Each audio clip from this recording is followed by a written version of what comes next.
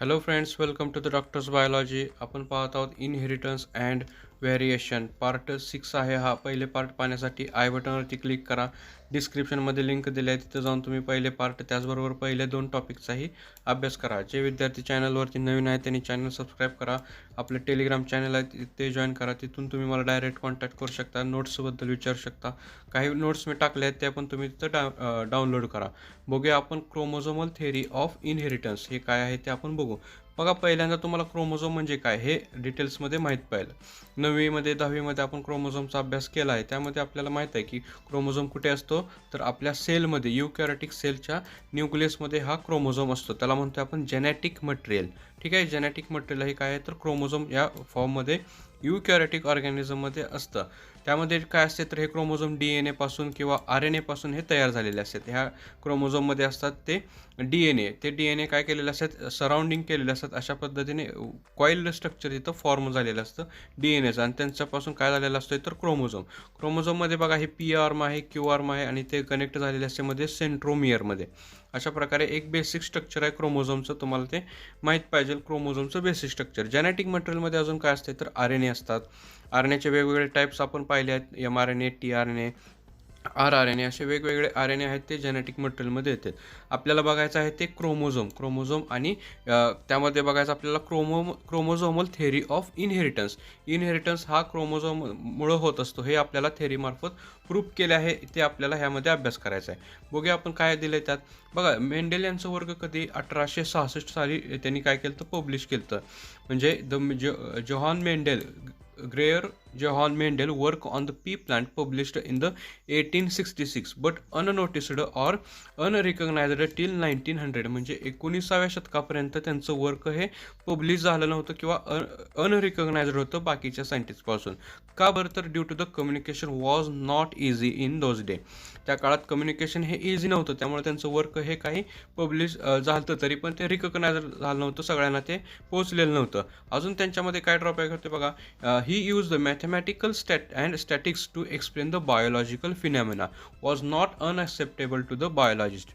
म्हणजे त्यांनी जे काय बायोलॉजिकल कन्सेप्ट होती इनहेरिटन्सची, त्याचबरोबर आपल्या हेरिडिटीची जी काय बायोलॉजिकल फिनॉमिना होत्या त्या त्यांनी काय केलं, त्या मॅथमॅटिकली एक्सप्लेन केलं. आपण जे काय पाहिलं होतं 1:2 जिनोटायपिक रेशो, 1:3, 1:2 असे काही जे काही रेशो होते ते कसे होते, मॅथमॅटिकली होते. आणि ते कोणते बायोलॉजिकल फिनॉमिना मॅथमॅटिकली रिप्रेझेंट केल्यामुळं अनॲक्सेप्टेबल होते बाकीच्या बायोलॉजिस्टला. बघा, त्यांचे काय काय आपण पाहिले तर मेंडेल यांचं work factors are unit of cell which control the expression of the character. हे मेंडेल यांचं वर्क होतं. Pair of allele did not blend with the each other what was not accepted by the contemporaries. म्हणजे contemporaries ह्या काय केलं तर सायंटिस्टने त्यांचं work हे ॲक्सेप्ट केलं नाही की पेअर ऑफ जीन्स किंवा ते ब्लेंड होत नसतात, मिक्स होत नसतात. अजून त्यांना मेंडेल यांना physical location of the factor म्हणजे जीन फिजिकली कुठे प्रेझेंट असतो, सेल न्यूक्लियसमध्ये कुठे प्रेझेंट असतो हे त्यांना डिटेल्समध्ये माहीत नव्हतं. हे काय तर मेंडेल यांचे काही ड्रॉबॅक्स होते. कारण का बरं होतं तर त्याच्यामध्ये रिसर्च त्यावेळेस भरपूर असे झाले नव्हते. त्यामध्ये नवीन नवीन बायोलॉजीमधल्या टेक्निक्स ह्या अब्सेंट होत्या, त्यामुळं पण त्यांचे काय रिसर्च जे काय होते पब्लिश झाले नव्हते किंवा त्यांना डिटेलमध्ये अभ्यास करता आला नाही. बघा, in 1900 there 3 scientist Hugo de Vries, Correns and von Tschermak. हे काय केलं तर शर्मक यांनी काय केलं तर रिडिस्कवर केलं. जे काय मेंडेल यांचे वर्क होते त्यांनी काय केलं, रिडिस्कवर केलं. पुन्हा एकदा त्यांनी त्याच्यावरती संशोधन केलं. इनहेरिटेड ट्रीजवरती त्यांनी काय केलं, रिडिस्कवरी केली, रिसर्च केला. त्यांच्यातून त्यांनी काय सांगितलं तर नवीन काहीतरी थेअरी मांडली, त्याला म्हणतो आपण क्रोमोझोमल थेअरी. बघा, हे कशामुळं शक्य झालं, due to the advancement in the मायक्रोस्कोपीचा जेव्हा रिसर्च झाला, म्हणजे मायक्रोस्कोप आपल्याला माहीत झाली किंवा आपण त्याची डिस्कवरी झाली, ॲडव्हान्समेंट मायक्रोस्कोपी तयार झाल्या, त्यावेळेस काय केलं त्यांनी ऑब्झर्व केलं, सेल डिव्हिजन हे ऑब्झर्व केली. आणि त्या सेल डिव्हिजनमध्ये त्यांना काय दिसलं तर स्ट्रक्चर ऑफ द क्रोमोझोम. त्यांनी क्रोमोझोमचं स्ट्रक्चर त्यांनी ऑब्झर्व केलं. त्यांच्याद्वारे त्यांना काय सांगता आलं तर ह्या क्रोमोझोमल थेअरी त्यांना मांडता आल्या. त्यानंतर बघा, Walter and Sutton along with the Theodor Boveri in 1903 studied the parallel behaviour of the Mendel's factor. त्यांनीही काय केलं तर मेंडेल फॅक्टरचे किंवा मेंडेलच्या रिसर्चचे पी प्लॅन्टचे काय केलं तर त्यांनी रिसर्च केले, रिडिस्कवरी केल्या. आणि त्याच्यामार्फत त्यांनी काय केलं तर क्रोमोझोमचं बिहेवियर ऑब्झर्व केलं at the time of the meiosis. Cell division होत असताना मिओसिस वेळेस काय क्रोमोझोममध्ये चेंजेस होते हे त्यांनी ऑब्झर्व केलं आणि त्यांच्याद्वारे त्यांना काय केलं तर ह्या थेअरीला त्यांना मांडण्यात आली. कुठली? Chromosomal theory of inheritance. कोणती थेअरी आहे आपल्याला ते डिटेलमध्ये बघायचं आहे. On this basis of observation chromosomal theory of inheritance what put fourth by the सटन अँड बोहिर. बघा ही थेअरी कोणी मांडले? सटन, वॉल्टर सटन आणि थिओडोर बोहिरी यांनी काय केले तर 1903 साली ही थेअरी म्हणजे क्रोमोझोमल थेअरी ऑफ इनहेरिटन्स त्यांनी पुट फोर्थ केली, त्यांनी मांडली. नेमकी काय आहे क्रोमोझोमल थेअरी हे आपण आता बघूया. क्रोमोझोमल थेअरी ऑफ इनहेरिटन्स अत्यंत इम्पॉर्टंट अशी थेअरी आहे, कारण आपल्या सिलेबसमधून हा पॉईंट कट केला नाही, म्हणजे हा काय तर एक इम्पॉर्टंट असा पॉईंट आहे. बघूया आपण आता क्रोमोझोमल थेअरी काय. म्हणजे क्रोमोझोमल थेअरीमध्ये काय झालं? Identify the chromosome is the carrier of the genetic material. म्हणजे क्रोमोझोममध्ये आपले जेनेटिक मटेरियल असतं हे आपल्याला आयडेंटिफाय झालं, माहीत झालं. त्याचबरोबर बघा chromosome are present in the pairs in the somatic cell. Chromosome हे कसे असतात तर पेअर्समध्ये असतात सोमॅटिक सेलमध्ये. जी काय नॉर्मल ह्युमन सेल आहे त्याच्यामध्ये काय असते तर हे पेअरमध्ये प्रेझेंट असतात. पण during the gamete formation homologous chromosome pair segregate and assort independently during the meiosis. म्हणजे गॅमेट फॉर्मेशन होत असताना, मिओसिस सेल डिव्हिजन होत असताना हे जे काही पेअर्समध्ये क्रोमोझोम आहेत ते काय होते? सेग्रिगेट होते. म्हणजे काय होते? त्यांच्यामध्ये सेपरेशन होते. एक एक क्रोमोझोम काय होते तर त्यांच्यामध्ये असॉर्टिंग होतं, सेपरेशन होतं. हे काय झालं तर आपल्याला क्रोमोझोमल थेअरीमधून माहीत झालं. त्याचबरोबर बघा काय आहे तर gametes contains only one chromosome from a pair. ह्या पेअरमधील फक्त एकच क्रोमोझोम काय होते तर एका गॅमेटमध्ये एंटर करत असतो. म्हणजे gamete content the one pair of the chromosome. आपल्याला माहित आहे प्लॉइड सेल म्हणतो आपण गॅमेटला, त्याच्यामध्ये काय झालं 46 क्रोमोझोमपासून 23 क्रोमोझोम हे आलेले असतात. म्हणजे त्यात काय झाले तर त्यांचं सेग्रिगेशन झाले, ते सेपरेट झालेत. होमोलोगस क्रोमोझोमचं सेपरेशन झालं. त्यामुळे गॅमेटमध्ये only one set of the chromosome pair are present. That is बघा. त्यानंतर बघा nucleus of the gamete contain chromosome which carry all heredity traits. म्हणजे जे काही गॅमेट्स आहेत, मेल गॅमेट म्हणजे स्पर्म आणि एग, फिमेल गॅमेट हे एग आहे, त्यांच्यामध्ये काय असेल तर मेलचे जे काही कॅरेक्टर म्हणजे फिमेलचे जे कॅरेक्टर म्हणजे पेरेंट्सचे कॅरेक्टर ह्या त्या गॅमेटमध्ये प्रेझेंट असतात. म्हणून काय they are link between the parents and offsprings. म्हणजे पेरेंट्स आणि ऑफस्प्रिंग हे एकमेकांना लिंक असण्याचं कारण काय आहे तर पेरेंट्सचे कॅरेक्टर हे त्या गॅमेटमध्ये आलेले असतात. परत त्यांचं फ्युजन होऊन काय झालेलं असतं तर ऑफस्प्रिंग तयार झालेले असतात. म्हणून काय तर पेरेंट्स आणि ऑफस्प्रिंग हे काय असतात एकमेकांशी लिंक्ड असतात. बघा fusion of haploid mail gamete and haploid female gamete restore the diploid number of the chromosome. म्हणजे जे काही गॅमेट्स तयार झाले ते कसे असतात? हेप्लॉइड असतात. जेव्हा मेल गॅमेट आणि फिमेल गॅमेट यांचं फ्युजन होऊन जे काही झायगोट तयार होतो तो कसा असतो? डिप्लॉइड असतो. म्हणजे त्या स्पेसिसमध्ये त्या ऑर्गॅनिझममध्ये डिप्लॉइड नंबर काय झाला? रिस्टोर झाला. अशा प्रकारे काय झाले तर आपल्याला क्रोमोझोमल थेअरी ही सांगितलेली आहे. ओके, क्रोमोझोमल थेअरी सोपी आहे. तुम्ही अजून एकदा वाचून बघा, तुम्हाला लगेच लक्षात येईल. बघूया आता क्रोमोझोम म्हणजे नेमकं काय. आतापर्यंत आपण क्रोमोझोमचा अभ्यास केला, क्रोमोझोमल थेअरी बघितली, त्यामध्ये इनहेरिटन्स होत असतात, काय जेनेटिक मटेरियल आहे. मग नेमकं हा क्रोमोझोम काय आहे बघूया आपण. त्याच्यामध्ये काय काय आपण बघणार आहोत. Number of chromosome, structure of chromosome, types of the chromosome and sex chromosome हे आपल्याला अभ्यासाला दिलेत. बघू आपण क्रोमोझोम काय. तिथे हा बघा काय क्रोमोझोम म्हणजे काय सांगितलं गेलं. क्रोमा म्हणजे काय तर कलर. सोमा मीन्स बॉडी, म्हणजे कलर्ड बॉडी असं नाव दिलं क्रोमोझोमला. कलर्ड बॉडी का म्हणतो आपण त्याला? जेव्हा त्यांनी सटन यांनी क्रोमोझोम ऑब्झर्व केला होता सेल डिव्हिजन वेळेस, त्यांनी काय केलं तर स्टेनचा यूज केला होता, स्टेनिंग केलं होतं. स्टेनिंग केल्यामुळे तो काय झाला होता, त्याला कलर प्राप्त झाला होता. कलर त्याने अचीव केला होता ड्यू टू द स्टेनिंग. म्हणून त्यांनी त्याला नाव काय दिलं? क्रोमोझोम. म्हणजे काय? Coloured body. That is the coloured particle are present in the cell. It is the chromosome. The chromosome are the filamentous body present in the eukaryotic nucleus. Eukaryotic न्यूक्लियसमध्ये असणारं एक फिलामेंटस. आता फिलामेंटस का झालंय? कारण त्याच्यामध्ये काय तर थ्रेड लाईक DNA म्हणजे अशा प्रकारचे DNA तिथं प्रेझेंट असतात. म्हणून त्याला म्हणते filamentous body present in the eukaryotic cell. म्हणजे this is the chromosome are visible during the cell division. फक्त सेल डिव्हिजन वेळेसच हे आपल्याला क्रोमोझोम व्हिजिबल असतात. कारण नॉर्मली काय असते तर जेनेटिक मटेरियल असे विस्कटलेले असतात त्या सेलच्या न्यूक्लियसमध्ये. During the cell division they are collected in form of the chromosome. ते एका ठिकाणी कंडेन्सेशन होते, म्हणजे ते एका ठिकाणी गोळा होते. त्याला म्हणून क्रोमोझोम हे are only visible during the cell division at the metaphase of the cell division. बघा क्रोमोझोमची साईज ही काय तर varies from the species to spaces.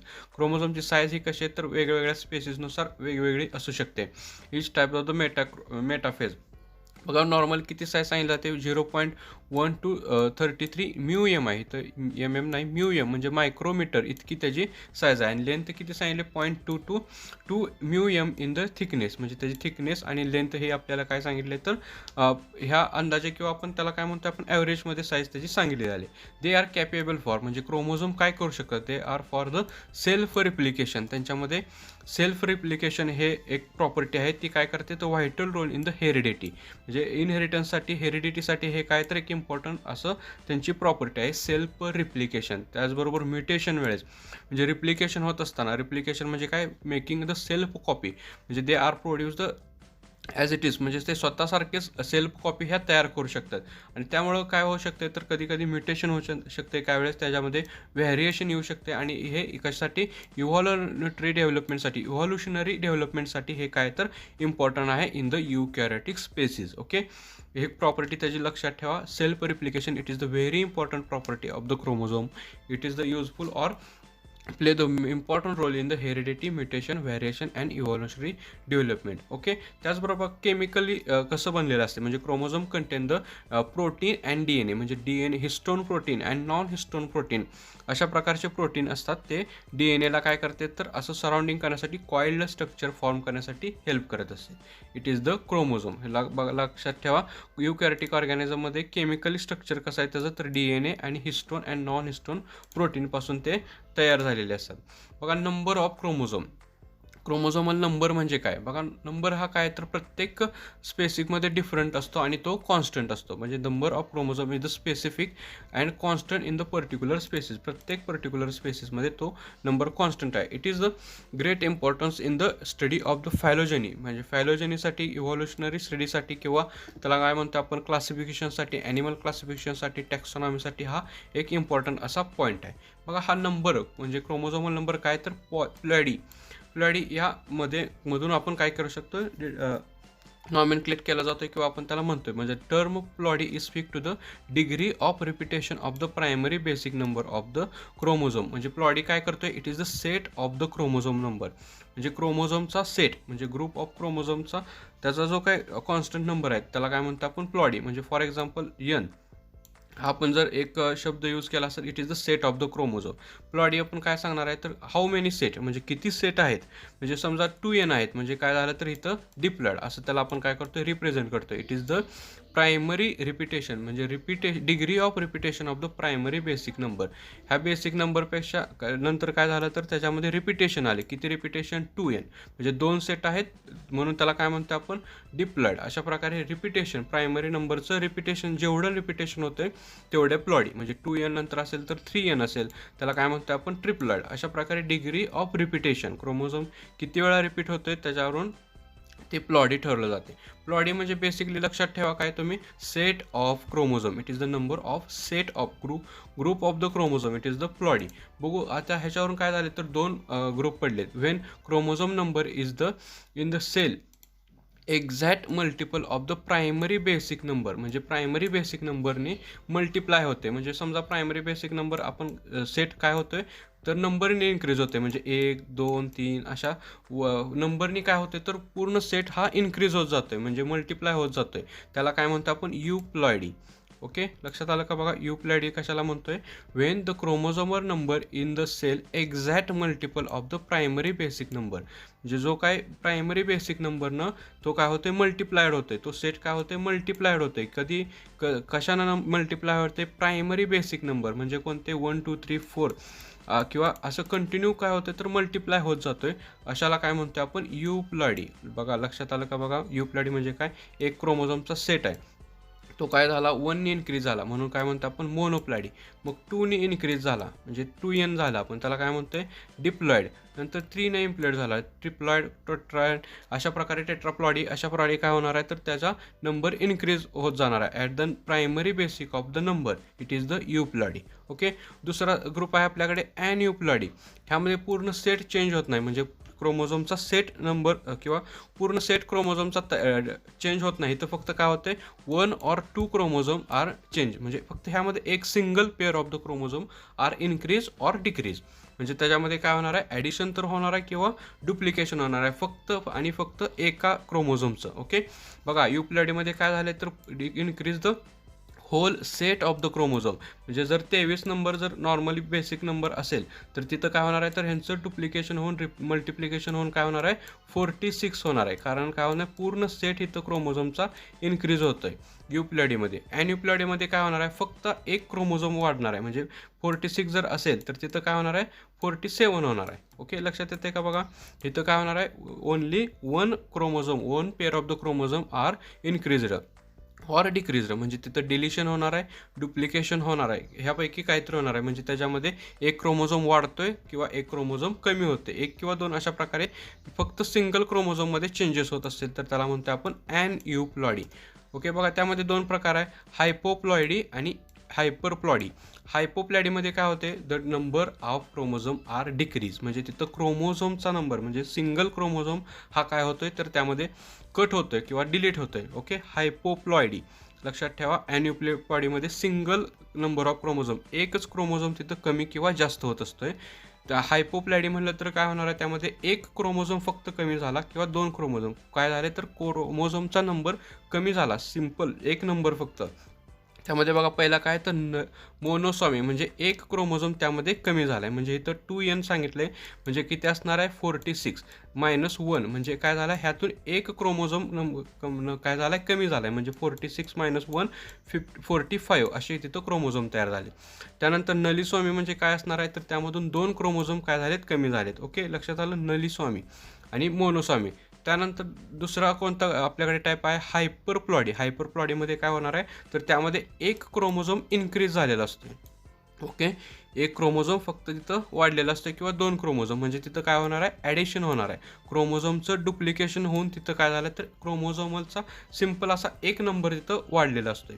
बघा ह्यामध्ये एक पहिला दिला आपल्याला ट्रायसोमी म्हणजे एक क्रोमोझोम तिथं वाढला म्हणजे 2n+1 म्हणजे 46 + 1 म्हणजे 47 अशा प्रकारे क्रोमोझोमचा तिथं नंबर काय झाला आहे थोडासा इन्क्रीज झालेला आहे. ओके, आणि नंतर टेट्रासॉमी. टेट्रासॉमीमध्ये काय झाले दोन्ही क्रोमोझोमचा नंबर तिथं वाढलेला आहे. ओके, हे आहे युप्लॉइडी आणि ॲन्युप्लॉइडी. बघा युप्लॉइडीमध्ये काय होणार आहे तर number of chromosome are multiply by the primary basic number is called as the euploidy. म्हणजे इथं पूर्ण सेट क्रोमोझोमचा इन्क्रीज होतोय, इथं फक्त आणि फक्त एक किंवा दोन क्रोमोझोम काय होते इन्क्रीज होते. लक्षात ठेवा युप्लॉइडी अँड ॲनयुप्लॉइडी. बघूया आपण नेक्स्ट आपल्याला काय दिलं आहे तर क्रोमोझोमल नंबर. नंतर आपल्याला बघायचं structure of chromosome. Structure of chromosome हे पण काय तर एक इम्पॉर्टंट असा पॉईंट आहे. मग आपल्याला माहीत आहे की क्रोमोझोम आपल्याला कधी दिसते तर at the type of the metaphase stage. आपण तो पण कसा आहे मायक्रोस्कोपिक आहे. क्रोमोझोम आपल्याला कधी दिसते तर under the microscope at the metaphase stage of the cell division. Cell डिव्हिजनच्या मेटाफेज डिव्हिजन स्टेजमुळेच आपल्याला हा क्रोमोझोम दिसतो. At this stage the chromosome are highly condensed. म्हणजे तो जो काय क्रोमोझोम आहे तो काय झाला हायली कंडेन्स झाला आहे म्हणजे काय झाले पॅक झाला आहे. त्यामुळं आपल्याला तो इझिली ऑब्झर्व होते. बघा म्हणजे हे कसे असते DNA जेनेटिक मटेरियल आहे ते जेव्हा सेल डिव्हिजन करत असते, सेल डिव्हिजन त्यांच्यामध्ये होत असते त्यावेळेस त्याचं कंडेन्सेशन चालू असते म्हणजे ते पॅकेजिंग करायला सुरुवात होते. त्यावेळेस आपल्याला काय होते तर हे क्रोमोझोम आपल्याला दिसत असते. The two chromatids joint together by the centromere or the primary construction. म्हणजे जे काय दोन क्रोमॅटिन आहेत हे जे काय आहे त्याला काय म्हणतो आपण क्रोमॅटिड्स. बघा हे आर्म आहेत त्या क्रोमोझोमच्या त्याला काय म्हणतो आपण क्रोमॅटिड्स. ह्या काय केले तर जॉईन केलेत at the centre are called as the centromere. Okay, ही एक आर्म अशा टोटलच्या आर्म आहेत त्या आर्मला म्हणतो आपण chromatids. And these are chromatid are joint together in the centromere is called as the primary constriction. ह्याला काय म्हणतो आपण प्रायमरी कन्स्ट्रिक्शन. बघा इथं सेंट्रोमियर आहे त्याला म्हणतो आपण प्रायमरी कन्स्ट्रिक्शन किंवा त्याला काय म्हणतो आपण कायनेटोकोर किंवा प्रायमरी कन्स्ट्रिक्शन आपण त्याला म्हणतो. जिथं काय झाले तर क्रोमॅटिडच्या आर्म जॉईंट झालेले आहेत. बघा addition 1 or 2 constriction called secondary constriction. अजून काहीतरी दोन तिथं काय असते तर कन्स्ट्रिक्शन असतात अशा प्रकारे त्याला काय म्हणतो आपण secondary constriction. Okay, secondary constriction. बघा satellite body is attached to the secondary construction 2. म्हणजे सेकंडरी कन्स्ट्रिक्शन 2 म्हणजे इथं जे काय कन्स्ट्रिक्शन आपल्याला दिसते त्याला काय झालेलं आहे तर एक सॅटेलाईट बॉडी इथं प्रेझेंट आहे. बघा सेकंडरी कन्स्ट्रक्शन 1 म्हणजे जे काय आहे कन्स्ट्रक्शन तिथं काय तर सॅटेलाईट बॉडी ही कनेक्ट आहे. सॅटेलाईट बॉडी म्हणजे काय तर इथं एंड्स आहे आणि सेकंडरी कन्स्ट्रक्शन 2ला काय आहे तर टिलोमियर हा तिथं जॉईन झालेला दिसतो आपण. End of the chromosome are called as the telomere. Okay, satellite body it attached to the secondary construction 2 and end of the chromosome is called as the telomere. इथं बघा सॅटेलाईट बॉडी दिसते आपल्याला. Satellite body त्याला काय आहे तर secondary construction 1ला पहिल्या कन्स्ट्रक्शनला तिथं जॉईन झालेले असते. ठीक आहे, the end of the chromosome are known as the telomere. क्रोमोझोमचा जो काय एंड आहे त्याला म्हणतो आपण टिलोमियर. म्हणजेच कोण आहे क्रोमॅटिड. जे काय क्रोमोझोमची आर्म असते अशी त्याचा जो काय एंड असतो इथं वरच्या साईडला त्याला म्हणतो आपण telomere. Okay, telomere. The DNA आता ह्या क्रोमोझोममध्ये जे काय DNA असते जेनेटिक मटेरियल म्हणून DNA तिथं यूज केलं जातं त्याला काय म्हणतो आपण क्रोमोनेमा.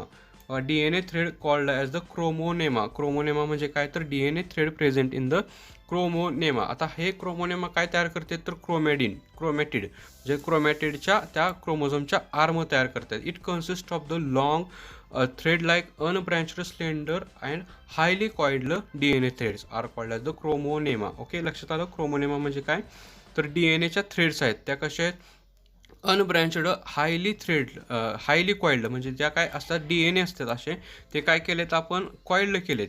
त्यापासून काय जे काय कन्स्ट्रक्शन किंवा जे काय तयार होणार आहे त्याला म्हणतोय आपण क्रोमॅटिड. ठीक आहे, हे क्रोमॅटिड म्हणजे त्याची आर्म आणि ह्याच्यामध्ये जे काय DNA प्रेझेंट आहे त्याला म्हणतो आपण क्रोमोनेमॅटा किंवा क्रोमोनेमा.